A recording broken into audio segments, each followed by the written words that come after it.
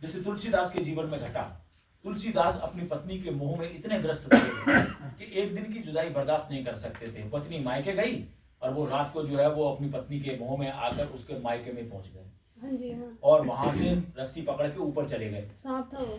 हाँ, आ गया याद। हाँ जी। तो पत्नी ने कहा क्या है ये, अब उसकी बेइज्जती हो, अब ससुराल में ही कोई पहुंच जाए अपनी, तो पीआर में तो बेइज्जती होती है ना। तो उसको उसने दो चार बातें कस दी। उसने कहा प्रिय तुम्हारे बिना रहना बड़ा मुश्किल है। बोली वो तो सब ठीक है, आए कैसे ऊपर? कह रहे बस तुम्हारा प्रेम मुझे ले आया, तुमने रस्सी लटका रखी थी। बोली मैंने? बोले हाँ। बोले दिखाओ। उसने जाके दिखाया तो वहां तो सांप लटक रहा था। बोली मत मारी गई तुम्हारी, सांप पकड़ के आ गए ऊपर। इसको कहते हैं प्रेम में अंधा होना।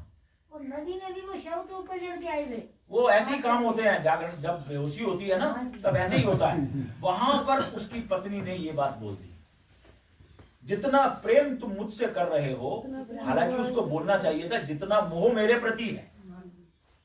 प्रेम तो कुछ और ही बात होती है। उसने कहा जितना प्रेम मुझसे तुम कर रहे हो, इतना उसका अगर थोड़ा सा भी अगर अंश परमात्मा से किया होता ना तो तर गए होते। वहां पर जागना हुआ तुलसीदास का, और तुलसीदास के उस जागरण से तुलसीकृत रामायण की घटना घटी। तब उन्होंने रामायण लिखी, तब उन्होंने अपने अपने ये पद लिखे सारे के सारे, और कितने सुंदर पद लिखे, आत्मज्ञान की बातें लिखी, वो सब हुआ। तो ऐसे जागरण हो जाता है। तो हमारी जिंदगी में भी घटनाएं घटी हैं, कुछ इस तरीके की भी घटना घटी है कि आचार्य सत्संग में अक्षरों की चोट ही लगती है, जो अंदर जाके जो है इस चीज को जागृत करती है। जागृत करती है, चोट लगती है। जिस आदमी ने कोई ऐसा कर्म किया है ना, याद रखना, कोई ऐसा एक अक्षर ऐसा है उसको सबसे पहले अंदर से पता लगता है कि मैं भी ऐसा ही हूँ। यहाँ भी बहुत सारे लोग बैठे हैं जो अंदर सोच रहे हैं हाँ मैं भी ऐसे ही हूँ, मुझ में भी ये कमियां हैं। नाम नहीं लूंगा, मुझे पता है। और बस यही होता है और आदमी का ट्रांसफॉर्मेशन हो जाता है। ऐसे ही मेरा भी ट्रांसफॉर्मेशन हुआ जब एक एक चीज को मैंने पलटा, पकड़ा कि ये क्या हुआ। तुम्हें छोटी सी बात लगती है देखने में, बेशक मंदिर मस्जिद ढूंढो बुल्ले सा ये कहता। मैंने ये गाना हजारों बार सुना होगा पहले, लेकिन चोट कभी नहीं पड़ी। एक बार जब चोट लगी, बुल्ले सा ये कहता, प्यार भरा दिल कदे ना तोड़ो, दिल विच दिल भर रहता। परमात्मा का निवास स्थान होता है वहां। कोई रो रहा है और तुम्हारे पे कोई असर नहीं होता, डूब मरोगे। वो नहीं रो रहा है, परमात्मा रो रहा है। जब अंदर से तुम्हारा एहसास वो होता है तो तुम किसी का दिल नहीं दुखा सकते। दीदी एक बार मैं 3rd क्लास में पढ़ती थी, अब पहले तो इंग्लिश तो होती नहीं थी, हिंदी मीडियम में। तो क्या उस टाइम मेरे देखो मेरा दिल कब बदला था। तो मैं ना गीता पढ़ती थी, जैसे मम्मी और दादी पढ़े हुए नहीं थे तो उनको पढ़ के सुना के ना स्कूल भाग जाते थे बैग उठा के, तो चले जाते। तो उसमें गीता में एक जगह आया, कृष्ण भगवान अर्जुन कह रहा है कि हे भगवान आपको कौन सा भगत बहुत प्यारा है। तो कृष्ण ने कहा कि मेरे को वो भगत प्यारा है जो मुझको सब में देखता है। तो ये बात तो मुझे बड़ी अच्छी लगी। मैं तो छोटी सी थी, मुझे लगा कि ये तो बड़ी अच्छी बात है, मैं उनको प्यारा ही बनना चाहिए भैया।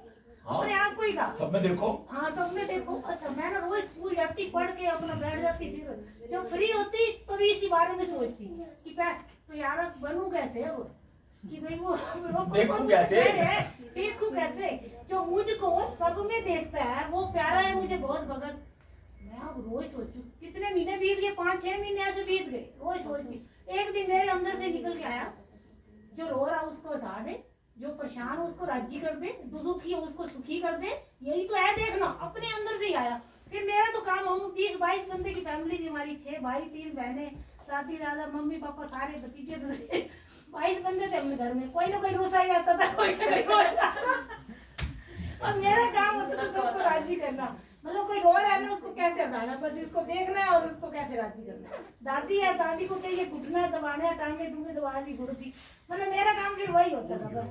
तो परमात्मा मेरा राजी हो जाएगा किसी तरह। मतलब उस टाइम से अंदर से लगन थी भाई परमात्मा के दरबार में राजी हो जाए, बस जो मुझको सब ले देखता है वो देखो भैया। देखो 2 शेर सुनाता हूँ। घर से मस्जिद है बहुत दूर, चलो यूं कीजिए, घर से मंदिर है बहुत दूर चलो यूं कीजिए, किसी रोते हुए बच्चे को हंसाया जाए।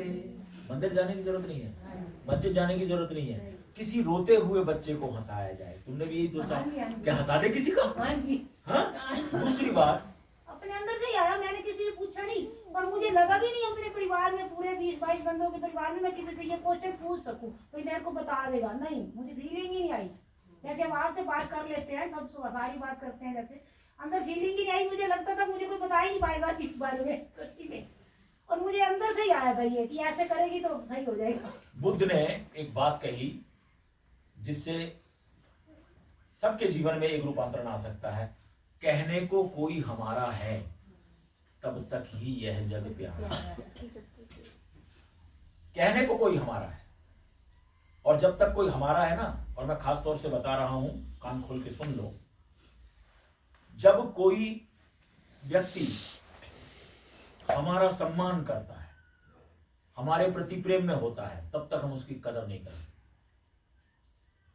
और खास तौर से बता रहा हूं पुरुषों को। कान खोल के सुनो सुन लो। कान खोल के सुनना। हाँ नहीं सबका बता रहा हूं, कान खोल के सुनना। बोली सबको भाई अहंकार को चोट लगी ना, ये तपस्या है, ये तपस्या है, चुप रहे, ये तपस्या है। और शुक्र करके ये निकल रहा है, निकलने दे, नहीं तो पागल हो जाएगी। अगर पत्नियों को सही रूप में देखना है ना, तो ये मौका उन्हें रोज दो। बता रहा हूं तुम्हारे को, नहीं तो डिप्रेशन के इलाज में बाहर बैठे होगे, डॉक्टर कहेगा 4-5 साल लगेंगे, और एक सिटिंग के, एक काउंसलिंग के तुम्हारी सुनेगी नहीं, और वो काउंसलिंग के 2,500 से 5,000 रुपए तक लेगा। समझ ले। इसलिए रोज कहो, हाँ भाई कहना है कुछ। मैंने सब करा है, मैंने सब करा है, खूब सहा है, खूब सहा है, खूब होठ काटे, खूब गुस्सा आया, लेकिन सब पी गया। और क्या सोच के पी गया जानते हो? शिव जी की पत्नी ने भी कहा होगा, नीलकंठ उनका नाम है, सारा जहर पी गए हलाहल, तू भी पी जा। किसी के लड़के का नाम ही शिव रखा है। लड़के का नाम शिव रखा है, तू बन जा। लड़के को छोड़, अभी से ही लड़कों पे थोप रहे, बाप पढ़ नहीं पाया तो लड़के को पढ़ा। अरे तुझे शिव बनना है, लड़के का नाम शिव रखा है, वो तो ठीक है। वो अपनी जिंदगी में जब जहर पिएगा, पहले तू पी। अपना काम उस पर भी छोड़ रहा है।